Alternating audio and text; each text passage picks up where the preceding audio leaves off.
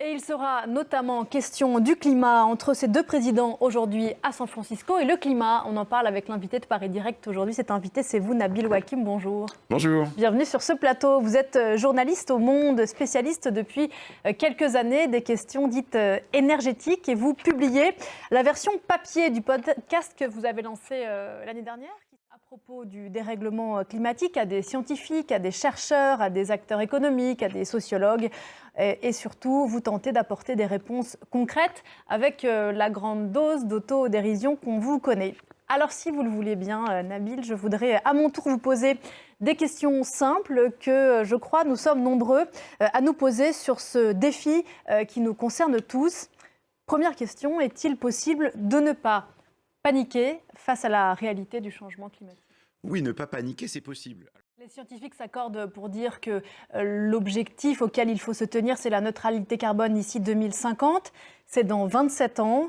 Nos enfants auront l'âge que nous avons, vous et moi, aujourd'hui. Nabil, est-ce que ça a vraiment du sens? 27 ans, c'est rien. En fait, c'est à la fois très rapide, 27 ans, et en même temps, il peut aussi se passer beaucoup de choses.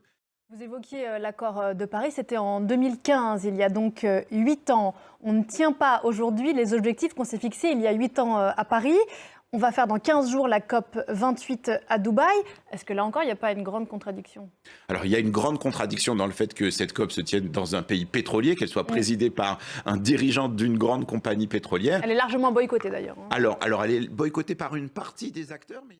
Et si on desserre la focale et si on resserre la focale, pardon, il y a une question qu'on se pose souvent en tant que citoyen. Est-ce qu'on peut encore agir à titre individuel? Oui, bien sûr. L'accumulation des petites actions du quotidien. Est-ce que ça a vraiment...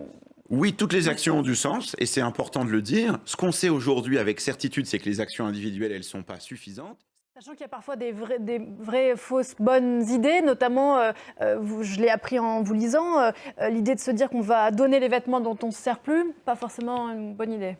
Alors, on voit bien que, en fait, l'origine de beaucoup de ces problèmes, c'est aussi notre surconsommation en général.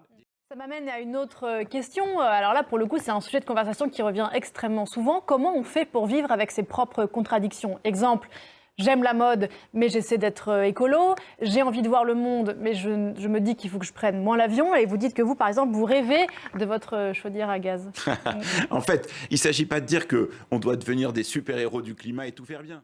Et la culpabilité sur ce sujet, comme sur tous les autres de la vie, a priori, ça n'a jamais aidé à avancer. Comment on fait de ce projet un projet collectif, j'allais dire presque inclusif, quand on sait les disparités géographiques, économiques, que les plus riches sont les plus gros pollueurs et que c'est à tout le monde qu'on demande de faire des efforts? Alors c'est sûr, on peut le résumer un peu de cette manière-là en disant tout le monde doit faire des efforts.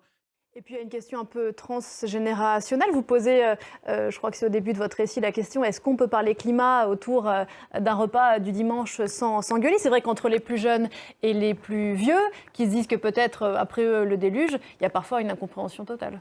Alors c'était peut-être vrai il y a quelques années, mais je crois que ça allait de moins en moins. Ça allait de moins en moins. Beaucoup d'études montrent qu'en fait la préoccupation pour le climat, elle devient transgénérationnelle. Alors vous posez notamment aussi cette question, vous l'évoquiez à l'instant dans votre livre, d'où est-ce que l'impulsion doit venir? Il y a une forme parfois de désespoir de la part d'une partie des Français de voir que ces questions au niveau politique restent souvent non tenues. On peut penser à la Convention climat qui avait de grandes ambitions et qui a fait un peu flop. Du coup, d'où cette impulsion vient-elle? Vous proposez précisément des réunions entre citoyens pour émettre des idées. Alors c'est vrai, il y a eu en France cette convention citoyenne sur le climat en 2020 et 2021. Oui, parce que ce qui était intéressant dans cette convention climat, effectivement, c'était que les participants n'étaient pas des scientifiques, des spécialistes, etc. Ce que vous disiez à l'instant. Autre question qui découlait un peu de celle dont on a parlé à l'instant.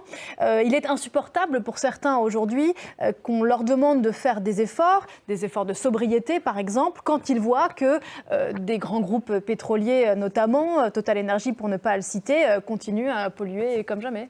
Non, mais d'abord, personne n'aime faire des efforts, et moi le premier. Donc... Et d'ailleurs, dans la discussion au Café du Commerce, parce que c'est ça la discussion de tous les jours dont vous parlez aussi, ce serait de dire aujourd'hui les Chinois avec leurs usines à charbon polluent beaucoup plus que nous les Français.